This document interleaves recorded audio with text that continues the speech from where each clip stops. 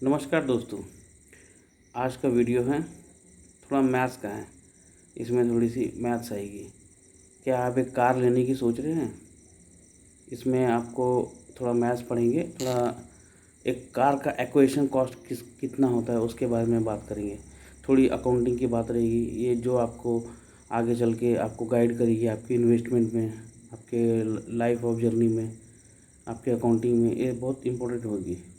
तो एग्जांपल लेते हैं, समझ जाइए कि आपको एक कार लेनी है XUV 700 या स्कॉर्पियो, जिसकी ऑन रोड प्राइस 19 लाख के आसपास है। कैलकुलेशन के लिए हम 20 लाख पकड़ लेते हैं। एक कार लेनी है आपको जिसकी ऑन रोड प्राइस 20 लाख रुपए है। तो आपको बैंक से पैसे निकाले 20 लाख और शोरूम वाले को दिए, तब आपको कार मिलेगी। लेकिन उस 20 लाख को देने के लिए आपको कमाने पड़ेंगे 28 लाख, क्योंकि आप 28 लाख कमाएंगे, उसमें टैक्स देंगे गवर्नमेंट को, तब आपको 20 लाख मिलेगा। 20 लाख कमाएंगे तो आपको 20 लाख हाथ में नहीं मिलेगा। तो एक 28 लाख का फिगर याद करिए, रखिएगा। ऑन रोड प्राइस जिसकी 20 लाख है उसको लेने के लिए आपको 28 लाख कमाने पड़ेंगे।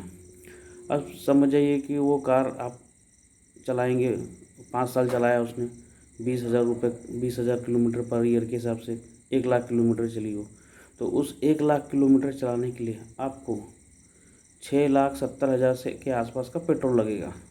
डीजल की रहेगी तो थोड़ा 10-20 हज़ार कम हो जाएंगे, 6.25 लाख के आसपास आएंगे। लेकिन हम कैलकुलेशन के लिए मान लीजिए कि उसको आज के रेट के हिसाब से, अगर वो गाड़ी 15 का एवरेज देती है तो 1 लाख किलोमीटर के लिए आपको उसमें 6,70,000 का पेट्रोल लगेगा। अब 6,70,000 का पेट्रोल डालने के लिए, जो कि पेट्रोल की एक्चुअल कॉस्ट तो 2.5 से 3 लाख की होगी, लेकिन उसमें भी आपने टैक्स दिया है। तो आपने तो 6.5 लाख में 6,70,000 में पेट्रोल ख़रीदा है। लेकिन आपको उस 6,70,000 देने के लिए फिर 10 लाख कमाने पड़ेंगे।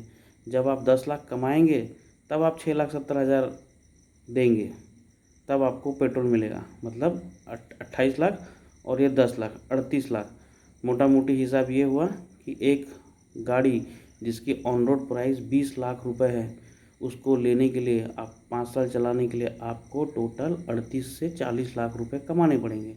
38 लाख रुपए कमाएंगे तब आपको वो 20 लाख की गाड़ी मिलेगी, जो कि 20 लाख की गाड़ी एक्चुअल में 20 लाख की नहीं है। उसमें तो GST, एक्साइज और सेस सब लग करके, इंश्योरेंस, RTO सब लग के वो गाड़ी 12 से 13 लाख की ही गाड़ी है। मतलब आपने 38 लाख कमाया और आपको माल मिला 12 से, पेट्रोल का भी अगर लगा लिया जाए तो 15 लाख में। लेकिन माल मिला 15 लाख का, कमाया आपने 38 लाख। तो एक मोटा मोटी, यानी सोचिए आप कि अगर मैं कुछ गाड़ी नहीं लेता हूँ, मान लो मैंने गाड़ी नहीं लेने का सोच सोच लिया कि मैं गाड़ी नहीं लूँगा, जैसा हूँ वैसे ही चल रहा हूँ, तो क्या उस 5 साल में मैं 38 लाख कमा सकता हूँ? उसमें मैंने गाड़ी का maintenance cost, insurance cost, EMI होगी, वो सब नहीं लिया। अगर वो सब जोड़ दूँ तो ये फिगर 38 से 45-50 तक भी जा सकती है, और उसको इन्वेस्ट कर दूँ तो ये और फिगर आगे तक जा सकती है। लेकिन अभी मैं खाली इतने की बात करता हूँ, आप अपने हिसाब से सोच लीजिएगा। अब आप सोचिए कि 38, मैं अगर कुछ नहीं काम करता हूँ तो क्या 5 साल में मैं ये कमा सकता हूँ 38 लाख? कभी आपने ऐसा सोचा है कि क्या ये हो सकता है? अब इसका मतलब मैं ये नहीं बोल रहा हूँ कि आप एंजॉय मत करिए, आप कपड़े मत पहनिए, मोबाइल मत लीजिए, गैजेट मत लीजिए, आपको सब लेना है। पर क्या मुझे उस चीज़ की ज़रूरत है कि मैं खाली गॉगल लेकर के, चश्मे पहन के, बढ़िया कपड़े से डैशिंग करने के लिए ले रहा हूँ? क्या इस चीज़ का यूटिलाइजेशन है मुझे? ये कभी आपने सोचा है?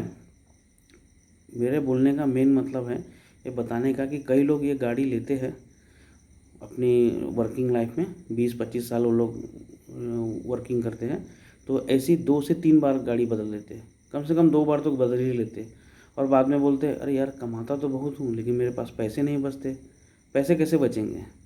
आप हर चीज़ जो लेते हैं उसका टैक्स, अगर आप मूवी भी देखने जाते हैं ना, पिक्चर, 200 रुपये का टिकट लेते हैं मॉल में, तो उसमें 40-50-60 रुपये टैक्स के होते हैं। मतलब आप हर चीज़ जो कमाते हैं, एक तो नौकरी पेशा को सारी चीज़ जो मिलते हैं, जो सैलरी मिलती है वो टैक्स कट के मिलती है। उसके बाद वो हर चीज़ पे टैक्स देता है। मतलब वो 1,000 रुपये का भी सामान लेगा, 100 रुपये का भी लेगा, तो उसमें टैक्स रहेगा। तो कभी आप सोचें, कैलकुलेशन करेंगे ना, तो आपको लगेगा कि ये मैं नौकरी कर रहा हूँ, क्यों कर रहा हूँ, किसके लिए कर रहा हूँ, अपने लिए कर रहा हूँ, परिवार के लिए कर रहा हूँ कि सरकार के लिए कर रहा हूँ। अब ये तो हो गया नौकरी पेशा के लिए, लेकिन क्या बिजनेसमैन को भी सेम पड़ता है? जो बिजनेसमैन लोग होते हैं, आपकी गाड़ी तो आपके नाम से है, क्या वो बिजनेसमैन की गाड़ी उसके नाम से है? वो जो 15 लाख के माल पे उसने जो 38 लाख का जो टैक्स दिया, बाकी सब 38 लाख नहीं, 38 लाख टोटल खर्चा किया, उसमें से आपको 15 लाख का प्रोडक्ट मिला, तो बचे हुए जो अमाउंट मिला, क्या उसका वो रिबीट लेता है बिजनेसमैन? क्या वो ड्राइवर के खर्चे, पेट्रोल के जो टैक्सेस दिया, गाड़ी का जो जीएसटी एक्साइज दिया, उसका वो रिबीट लेता है, उसको यूटिलाइज़ करता है? क्या किसी ने आपको बताया है कि आपका किसी ओनर ने, आपके मालिक ने, या आपके कंपनी वाले ने, या आपके स्कूल ने, या किसी इंस्टीट्यूट ने, कि बिजनेसमैन उसको अवेल कैसे करता है?